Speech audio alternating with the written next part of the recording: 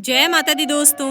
आज हम आपको भाई दूज की पौराणिक कथा सुनाएंगे। हमारे हिंदू धर्म में भाई बहन के स्नेह और प्रतीक के रूप में दो पर्व मनाए जाते हैं। पहला पर्व रक्षाबंधन है जो श्रावण मास की पूर्णिमा को मनाया जाता है। दूसरा पर्व भाई दूज का है जिसमें बहन अपने भाई के मस्तक पर तिलक लगाकर उसकी लंबी आयु की कामना करती है। भाई दूज का पर्व दिवाली के ठीक 2 दिन बाद कार्तिक मास के शुक्ल पक्ष की द्वितीया को मनाया जाता है। दोस्तों, हमारे शास्त्रों और धार्मिक ग्रंथों के अनुसार भाई दूज का पर्व बहुत ही प्राचीन समय से मनाया जा रहा है। हमारे शास्त्रों में भाई दूज के संबंध में एक पौराणिक कथा मिलती है। कथा इस प्रकार से है कि भगवान सूर्य देव की पत्नी का नाम संज्ञा था, जिनकी 2 संतानें हुई, यम तथा यमुना। यमुना अपने भाई यमराज से बहुत ही स्नेह अथवा प्रेम करती थी, इसलिए यमराज कार्य में व्यस्त होने के कारण यम अपनी बहन को समय नहीं दे पाते थे, जिससे यमुना बहुत ही परेशान रहती थी तथा भाई से निवेदन करती थी कि वे समय निकालकर उनसे मिलने उनके घर आएं, उनके हाथ से भोजन करें। लेकिन यमराज जी कार्य में व्यस्त रहने के कारण बहन यमुना की बात को टाल देते थे।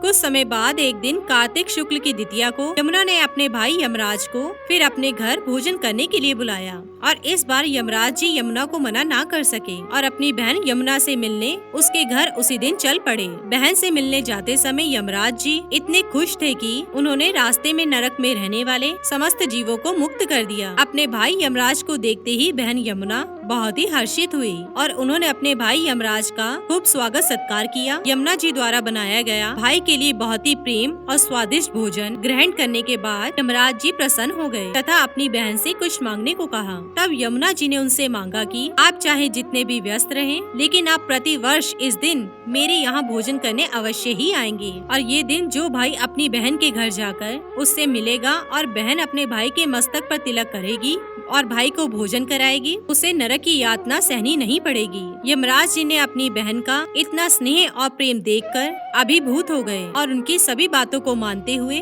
तथास्तु कहा और कहा कि बहन तुम्हारा वचन सत्य हो।